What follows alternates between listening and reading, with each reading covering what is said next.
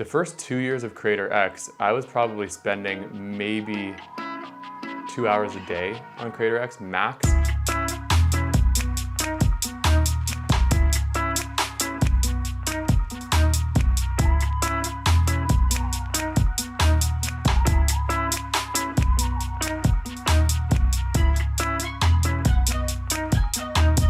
And so this year, halfway through the year, in May, in my vlogs, anybody that's been watching my vlogs, you saw me spend time with myself and have a conversation saying, I'm a little bit too scattered right now. I'm trying to grow this strategy side. I'm trying to grow my personal side. I also have Creator X, and I feel like I really just want to pick one and like go really hard into it. I think what I am experiencing right now is I'm trying to really understand what do I actually really enjoy, like what fires me up. I think you're gonna go through ebbs and flows of feeling super fired up, but yeah, in this moment, what I am doing with myself is understanding what is the shit that I absolutely get fired up with. And right now, all of my energy feels towards doing something like this. And in May, I decided with Damian, like, let's just really build Creator X now.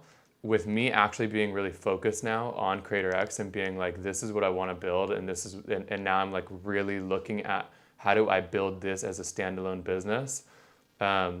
I'm just really excited to see where we're going to be in a year when it's been full dedication for a full year.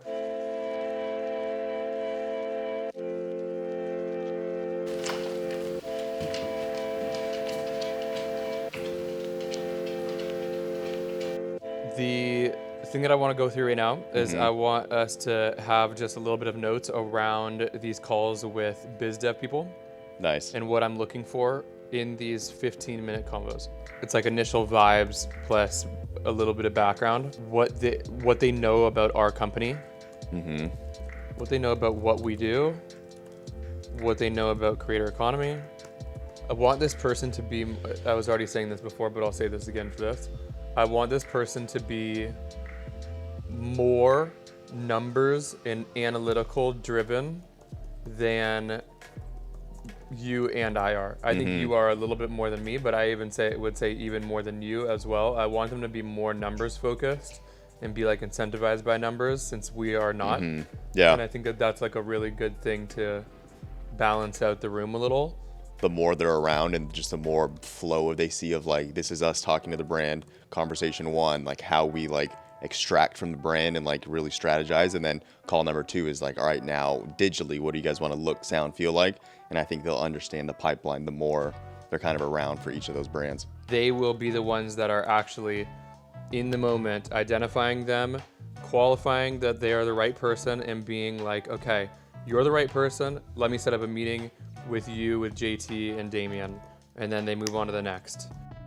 If you are the CEO of the company, if it's your business, I think that that's what your job is to lay down the tracks for the train to run smoothly. And so for me right now, that's what I'm doing. I'm thinking about how do we do this in the most fun way, where it's the most efficient and we're impacting the most people to create the biggest business. So from that sense, I'm like, yeah, I want us to be pairing at least 3 times more creators than we are right now. Well, I think about it like this. Okay, if we do 40 calls a month, I think that even just sitting right now, if this is a qualified person, meaning they are in a position where they are considering creators and they have, and they're doing enough volume as a business to be in a place to invest in creators, and we get on a call with them, I think there's probably a 50% chance of us actually moving forward with them. There's a little bit of a sales cycle, but I think there's a 50% close when we're on the call. So 40 of them would be 20 brands that we close with. If we're actually pairing, if we actually went through the whole thing, so we do 20 brands, we have 90% success rate. So that's 15 to 17 brands that we're pairing per month. That would be 3x to 4x what we're pairing right now.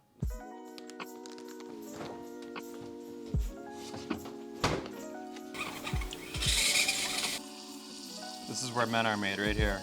I like really dark coffee. In terms of like notes, I like chocolate, and I like it to be on the darker side and maybe have like a little bit of molasses or a little bit of caramel. I'll tell you what I don't like. If anybody's drinking wine before, sometimes you drink wine and it's either like really sugary, or it can be like really acidic, or it can be like very fruity. In coffee, it's the same thing. I don't like my coffee to be very fruity, and a lot of the places that brew light coffee, it's like very like florally or very fruity. I like mine to be super dark, have more like chocolate, and so the beans that we try to use are always like that. I feel like I got into coffee by getting our first home machine, but because before we would do drip coffee, so it would just be like brewed big cups like this that you would get like at Starbucks. I went over to a friend's house who had an espresso machine. He showed me like what actual good espresso tastes like. So that made me get into a little bit more of coffee. I didn't even know what a cortado or a cappuccino was. And just from going and trying different coffee shops out and like learning what I like. All right, see, that's a little progress. That's good, actually. That's a little progress right there. What are we going for? That's a little flower. Yeah, that's with a little flower. Wait till the year reunion when if this is like 2 months in. I gotta take a photo of this actually. I'm pleased with that.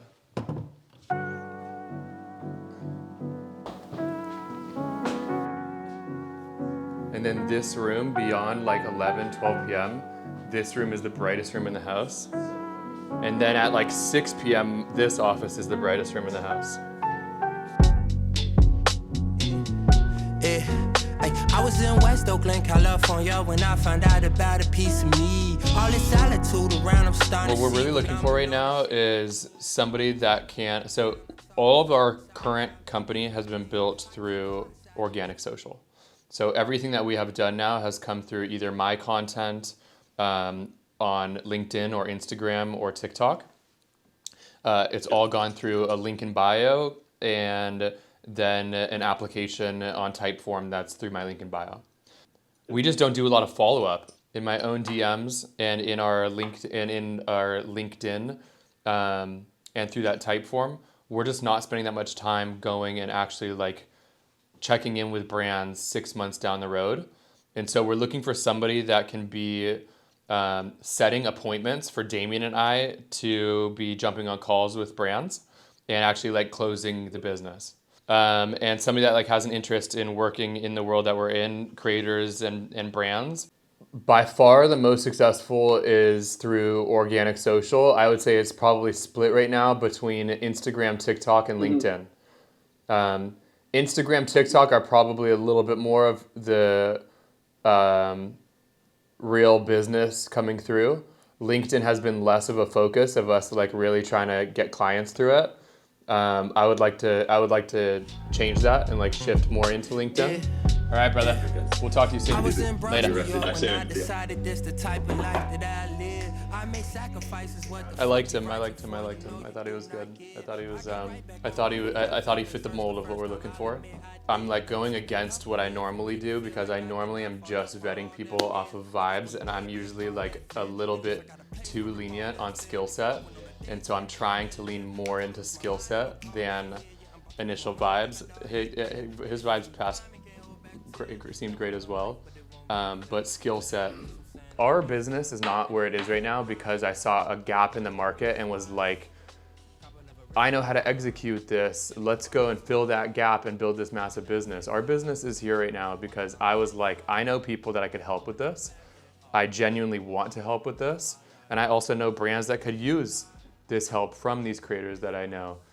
And so it's all started out of curiosity. And I think that the best businesses, the ones that last the longest, start from a place of like genuine curiosity because you build it through passion rather than building it through grit and like a formula.